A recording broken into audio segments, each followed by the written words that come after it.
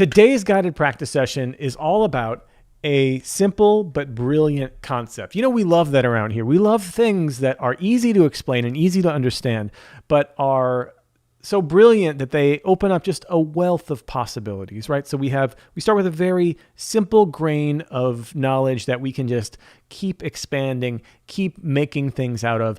And there's no doubt that this 6 diminished scale that Barry Harris has famously taught, and I encourage you to check out any kind of paid content. He's still doing Zoom masterclasses, this guy.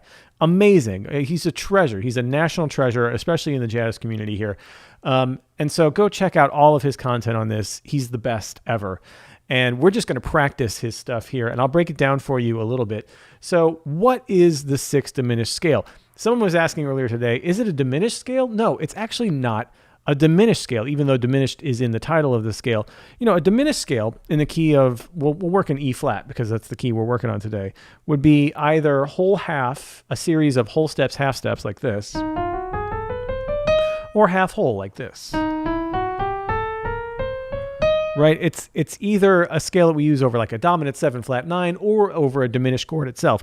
The 6 diminished scale is not that at all. In fact, it's just a major scale, so like E flat major, but it's octatonic. There's one extra note between the 5th and 6th degrees. So why the 5th and 6th degrees? Well, because for a very good reason, for a very specific reason. What that does is sets up this whole world of melody and harmony and counterpoint that we can then draw on while we try to harmonize with our melodies. While we try to harmonize with them either with chords or with like counter melodies, or with just single note harmony, right? So let's take a look at here what this E flat major 6 diminished scale is. And I think you're going to get some eye-opening moments here just by my color coding system here that I've worked out. So here I have the 6 diminished, right? And then we're back to E flat here. Now you might notice that every other note I've changed the color, and there's a reason for this. When we do that, when we skip a note here, the note's in blue. If we start on E flat, and we just play the notes in blue, right? Every other note, we get this, an E flat 6 chord, right? And if we do the same thing but starting on the second note, F, we get this F diminished. This is where the name comes from. 6th diminished, 6th diminished. And we can keep going, by the way. So when we get to the 3rd, right? When we get to this next, if you look down there at the 3rd line, right? If we move every note up the scale, we get another E flat major 6, just a different inversion. Then we do it again, another F diminished, just a different inversion. I do it again, E flat major 6, another inversion. It just keeps doing that. So here's the scale. You could do this in thirds.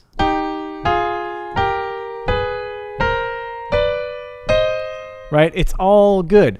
The whole reason why it's called the 6 diminished is because it just alternates these strong tones of the 6th, major 6, and the diminished. Now, why does this work so well and why does this provide such great harmony? Because this E flat major 6 that this scale creates by starting on the first note and skipping a note, that's like a 1 chord, right? This is like the tonic of E flat, right? It's an E flat major chord. This 6 is a super strong color note here that we have.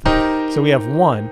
And then this F diminished, what is this? Well, if we put a B flat in this, right? Like a 5, that acts as a dominant chord, right? It's all the juicy notes from B flat 7. We have the 3rd, D, the 7, A flat, the 5, F, and that B, which is the flat 9. So really, this is like a E flat 6, B flat, flat 9. E flat 6, B flat, flat 9. That's why it's called the 6 diminished. Some people call this the major bebop scale because it kind of refers to what the bebop scale is, where there's an extra note. But I think Barry Harris is totally spot on to call this the 6 diminished if you think about it like that. We alternate from a 6 chord to the diminished, 6 chord to the diminished, right? The major bebop scale is technically the same thing, but let's call this what it is so that we can ingrain in our heads that we have this option, that we're either, every note here in this scale, right, is either one or two options, the major 6th or the diminished. It's either a 6th or it's diminished. It's either part of the 6th or part of the diminished. Why does this matter? Well, this helps us to be able to literally harmonize any note of any melody using this very simple technique. That's Margot in the background. That's a 17-year-old dog, by the way. I just want to put that out there. You look great, Margot. She rarely gets to make a cameo because, like I said, I have the screen up. But anyway, so you can harmonize any melody using this really simple technique. But again, if we think about it as just an E flat major bebop scale, well, then it doesn't matter. But if we think about it as it's either part of the major 6 or the diminished, right? So it's either one of this blue set or one of this orange set that we have here. Right, so we know that kind of the first way we've done this around here at Open Studio is to use this in block chords, right? To actually be able to harmonize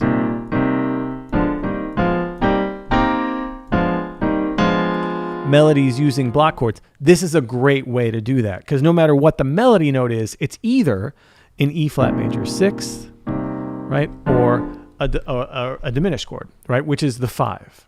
It acts as the 5. Same kind of thing. So let's break it down even more simply over There Will Never Be Another You. Using our color coding system here, we can harmonize the melody, right? You all know There Will Never Be Another You.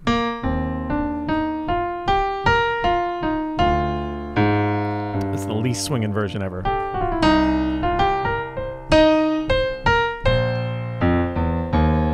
Right, just very simple. Oh, this should be orange here. Come on, Adam. This F and D should be orange. That's part of, obviously, the diminished. So we can harmonize this melody by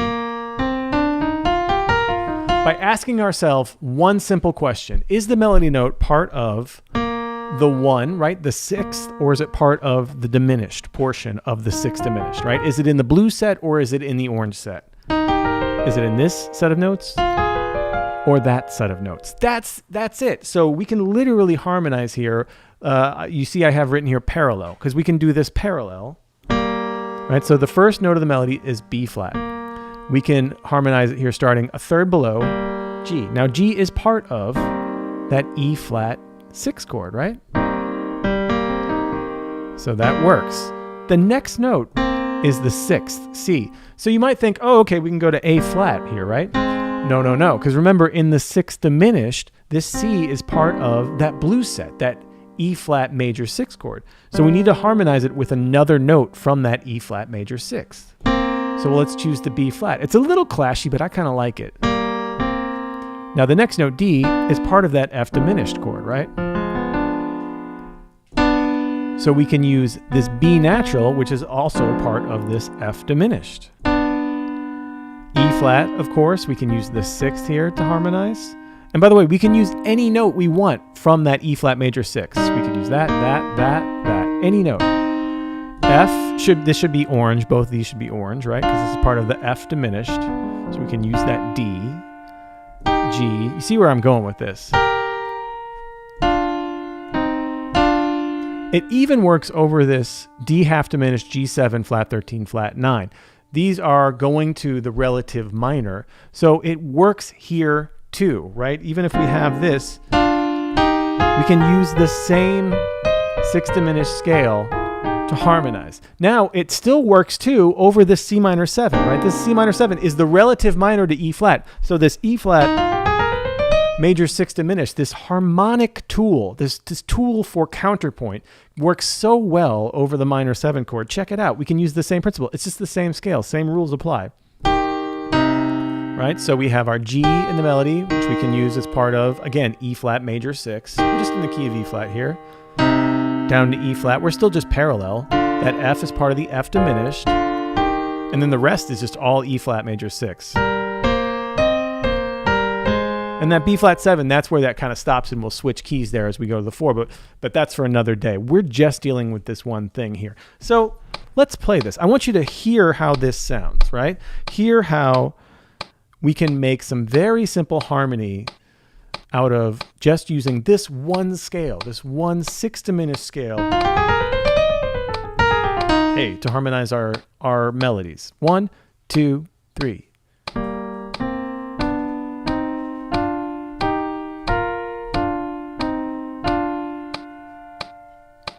One, two, three.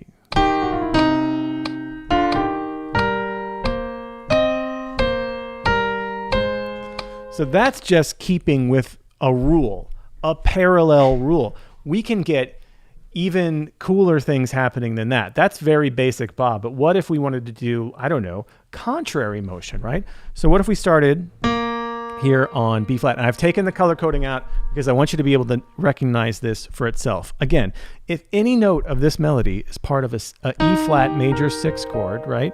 Because we know it can either be E flat major 6 or F diminished. All the notes of this melody are going to be one of those two sets, part of that. So if the note on the melody is part of the E flat major 6, we can harmonize it with literally any other note of that E flat major 6 chord. So in this case of this B flat, I'm going to use the same note because we're going to do contrary motion. We need to start somewhere. It's always great with contrary motion to actually start on the like a similar spot and then move out. So again, when we get to this C, we can harmonize this C, which is the 6th of E flat major 6, with any other note of the E flat major 6. So how about G? And we'll make a rule that will go down as the melody goes up. The D, right, is part of the F diminished, right? So we can use that F. E flat, obviously. F is part of the F diminished, so we can use that D. G, we can use that C. B flat is part of the E flat major 6, right? It just doesn't matter. Whatever. Let's hear that whole thing as we work our way down. One more time. Beautiful harmony. And then again, remember this rule applies here even on the minor chord, even on that C minor 7. So if we do some some contrary motion, right? This is all notes in the E flat major 6, right? Because the G is part of that E flat major 6, so we can use C. I mean, and you can literally put the chord on it. Like whatever the note is, it's G. Okay, that's E flat major 6. I can play an E flat major 6 chord and pick any of these notes here. Whether it's that, or that, or that, or that, right? It doesn't matter. Hey. So just, again, some contrary motion. We pick our spot to start, and then we just keep with that rule.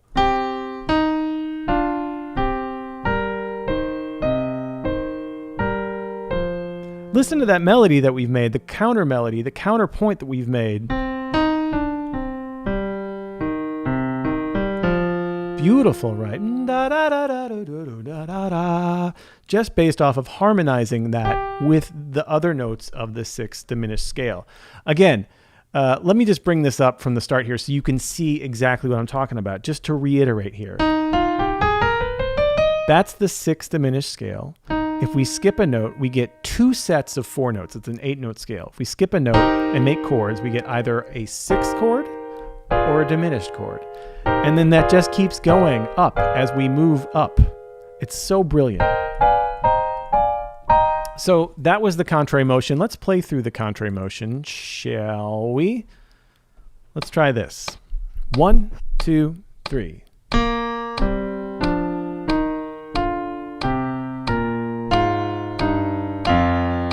Isn't that great? So I didn't keep contrary. When the melody changed, I just kept going down, which is fun. We'll get into that in just a second. Let's do the second phrase. Pick up to the C minor 7. 1, 2, 3.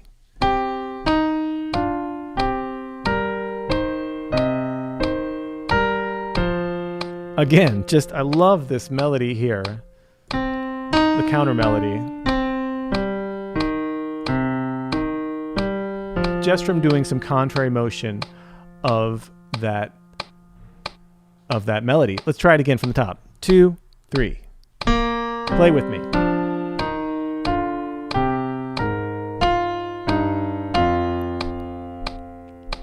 One, 2, 3.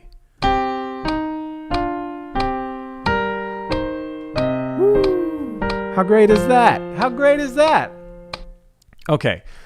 So we have these rules. We've done some parallel motion. We've done some contrary motion. It's all good. And, you might notice that especially works well with melodies here that move stepwise. Well, what if we took off some of the handcuffs and we kind of did a little bit of both, right? What if we did any direction we want. This is when it gets super cool. This is when you can actually form little counter melodies based off of, is it part of that blue set, right? The sixth chord, or the orange set, right? The diminished chord. So check it out. When we want to go counter, we can go counter, and when we want to go parallel, we can just switch it up.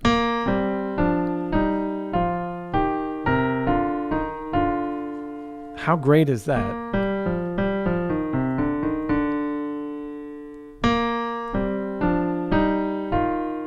Oh.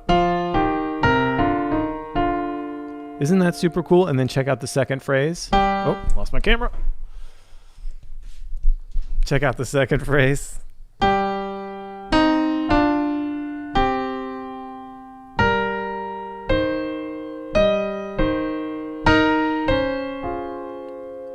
Isn't that great? So again, I'll play that second phrase one more time here.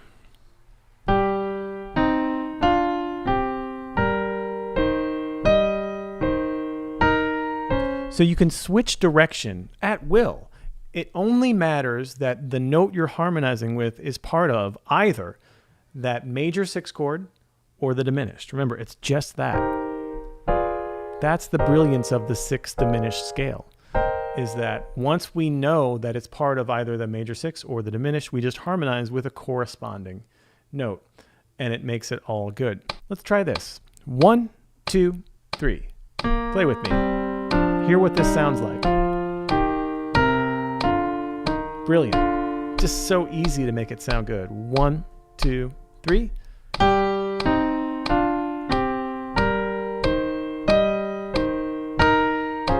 Put a little chord there on the end. Try it again. 1, 2, 3.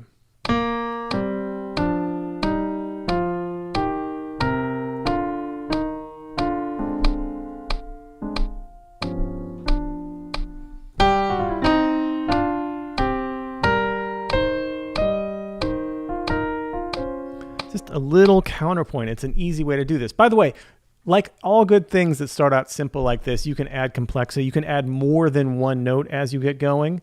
You know, you can add thirds, sixth. You can start adding 4 notes. You can do block chords. You can do drop 2 with this scale. It's all good. Hey, by the way, before we get going into improvising with this, if you like what you see here, hit that like button. How about a subscribe for the Open Studio channel? And then again, we're offering bebop enclosures for beginners, $30 off today. Just follow the link here in the chat or in the description for our YouTube folks. It's just all about bebop enclosures. It's a systemic way to learn how to play bebop, the bebop sound in the most basic level. It's a very complicated and beautiful and rich art form, but just the most basic versions of the sound we get through in all 12 keys. Great workbook that goes with it. Okay, so how do we practice this? Well, I just want to loop this melody here, right? So I'll play the melody with you, and I want you to play the melody as well. And just keep it simple. We're just practicing harmonizing here. And what I want you to do is just practice different ways to harmonize this melody using the sixth diminished scale. So whatever that means to you, recognize when a note in the melody is part of either that first set, right? Recognize that a note is either part of the blue set or part of the orange set. And it's the whole way through here. It doesn't matter what section we're on, what chord we're on. If it's part of the blue set, if it's an E flat, G, B flat, or C, you can harmonize it with any of those other notes, E flat, G, B flat, C. If it's part of the second set, the orange set, F, A flat, B, there are no Bs, or D, you can harmonize it though with F, A flat, B, or D. It's that simple, and you can come up with some just super hip counter melodies. Right? So I'll leave this up as a guilty, I'm reading comments, as an example here of what we can do. But I want you to start improvising, just getting used to, okay, this B flat is part of E flat 6. This C is part of E flat 6. So I can...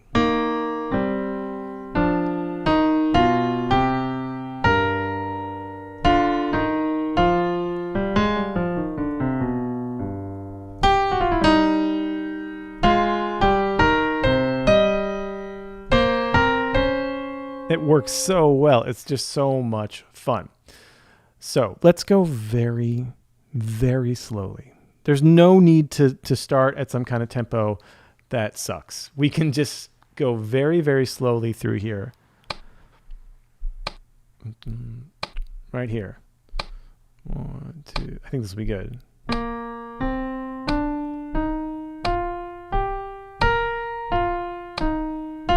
Right? So play the melody and practice harmonizing. We might even go slower than this, man. Yeah, let's go right here. I will play just a simple bass line to keep it going, and I'll play the melody with you. But you play the melody and practice doing this simple harmony using the 6th diminished scale. And then once you do the melody a few times, maybe try improvising a little bit using the 6th diminished scale and harmonizing with what you're doing. I think you're going to find there's some really cool things going on. You might even try some block chords or some 4-way close or some drop 2 if you know it, using, again, the 6th diminished scale. The most important thing to do here is to explore, is to poke and prod at what we're going over here with this beautiful concept in simple scale and see what you can come up with. Let's try it. 1, 2, 1, 2, 3.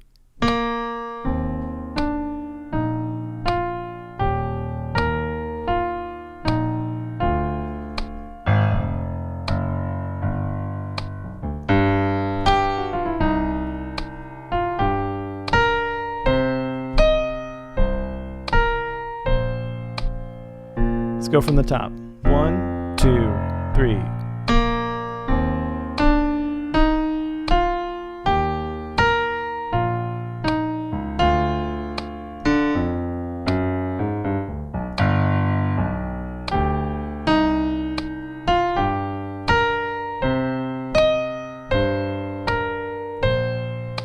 From the top again.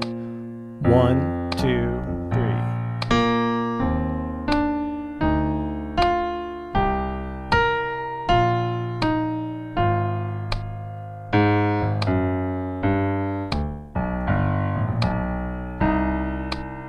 You got it.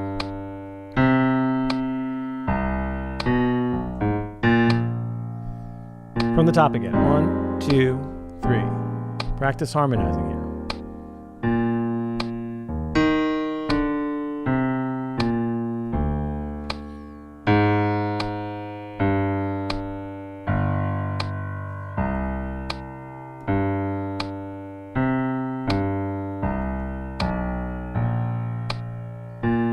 Again, 1, 2, 3.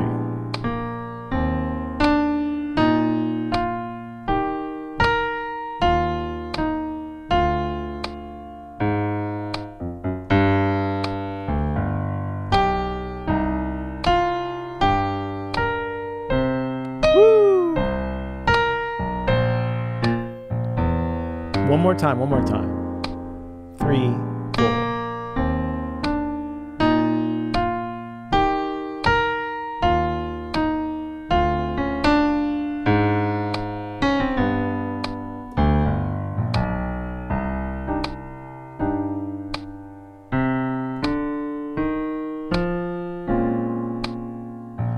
There it is. The brilliance of the 6th diminished. And like I said, this is just the tip of the iceberg. I mean, you can do pretty much anything. You can go from here to a whole orchestra score using the harmony that you can derive from this scale. And you can use it in different ways and different 6th diminished over different cadences. It really is an endless well, and it's so much fun to get going. And I think a lot of you, it looks like here in the comments, have agreed that it can be mind-blowing and really a wealth of fun to implore into our melody playing. So go to different melodies. We've been working on bluesette, but it really works over any melody, you know, My Romance or anything like that, especially things, My One and Only Love, things with stepwise, Pennies from Heaven, stepwise movement is so great to use this technique on. So I hope you enjoyed this. I'm going to check the comments here for any questions and hopefully to clarify anything. Hey, check out again our Bebop Enclosures for Beginners. There's a deal today. It's $30 off. That's a pretty significant discount for this course. It's a super popular course that I released about a month and a half ago, all about Bebop Enclosures and broken seventh chords and how to get that sound. So check out the link there in the chat or the description. And if you have a question about what we've just been practicing, hit me up here in the chat, and I'm going to go through and see what we got and try to clarify.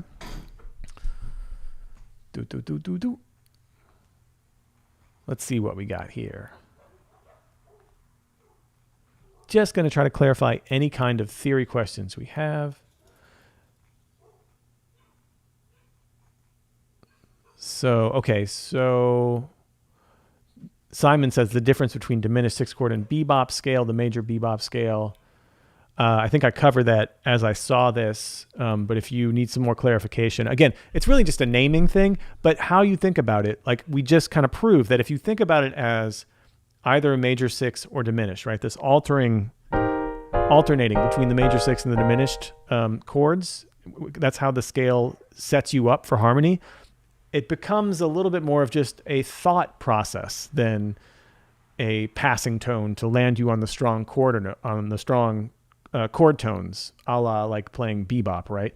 It's not really what we're using it for. We're using it more for creating harmony and counterpoint.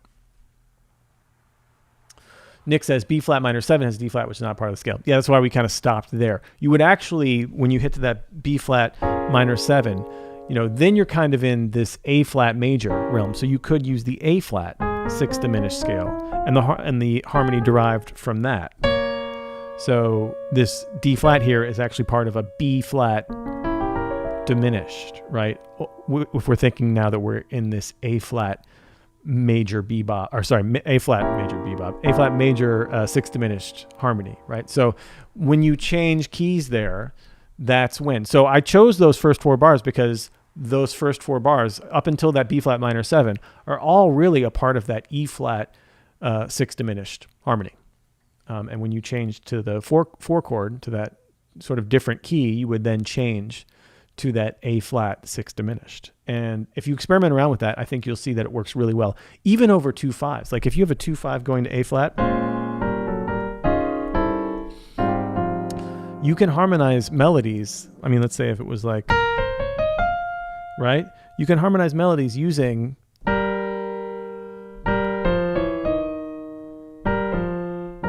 A flat major sixth diminished, and it'll work out just great over the entire 2, 5, and 1. Now there's some other things you can do over the 2 if you want to get a little more complicated, but just starting off at that basic level, realizing that 2, 5, 1 is really just 5, 1, and that we can use the sixth diminished over 5, 1 the whole way. It doesn't matter.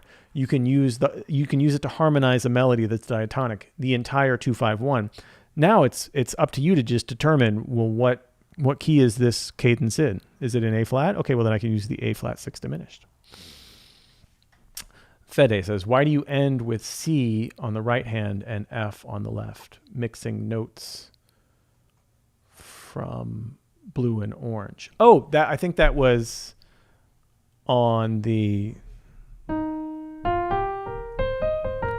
Yeah, that was on the B flat minor 7. So I kind of switched again, Fede. I switched to that A flat sixth diminished, right? So C in the right and F on the left is part of A flat major 6. It's part of that A flat sixth diminished, which is why I ended that B flat minor 7. Now we're out of E flat sixth diminished territory. We're in A flat sixth diminished territory. So that's why. Let's see here. What's up, Vince from the Philippines? Thank you, Bill. And then Fede says, what scale would work on that B flat minor in that moment? Again, the A flat sixth diminished, just to clarify. So the B flat minor is the D flat sixth diminished. So again, you would think so that the B flat minor, and it could be the D flat sixth diminished. Actually, that would be like sort of the next level up. But we could also just think about it all as 5-1, right? That B flat minor 7 is actually part of E flat 7, which is the 5. It's kind of just the delay of the 5, right? It's the cadence really is. right? If we want to get back to its beginnings.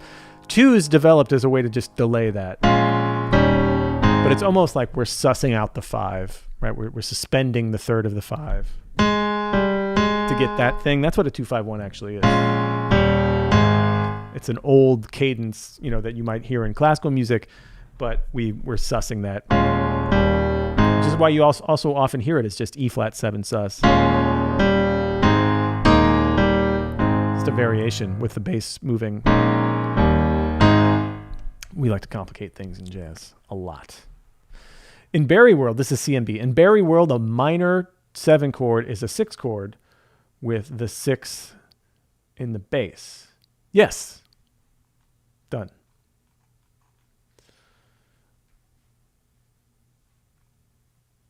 Oh, thank you. JP says Bebop Enclosures course has great workouts, fun to sing too. Awesome. Thank you, JP. Cool. I'm just going through the comments here, making sure that I'm covering everything. Da da da da da do ga ga ga da da da. Let's see here. So for harmonizing melody with the B flat minor, you would use the D flat 6 diminished. Again, you could also just use A flat 6 diminished. You could use either one.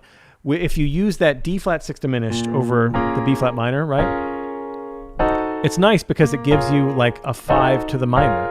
And then when you get to E flat, then you can switch to A flat 6 diminished. But you could also just consider that B flat part of the 5. And there's nothing wrong with that. It's really, that's when it's, like I said, it starts very simple and very quickly we have all these options. So.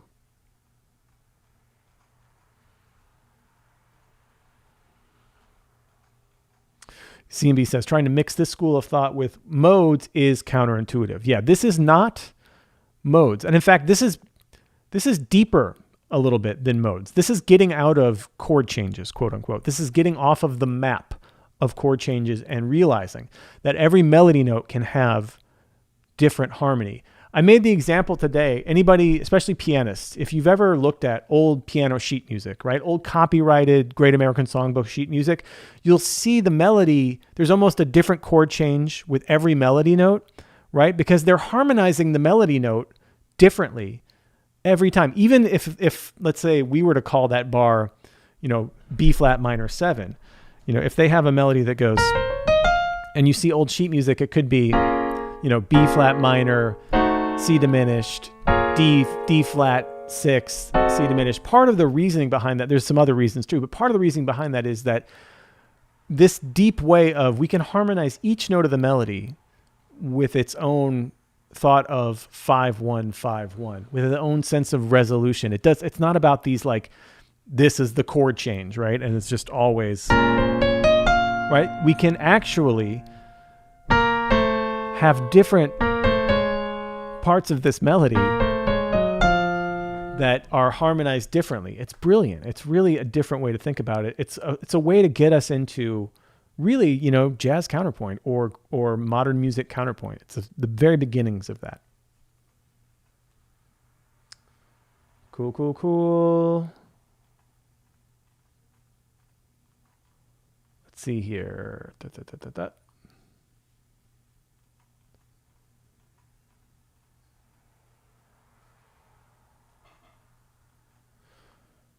Can you play this E flat major 6 over A flat major 7?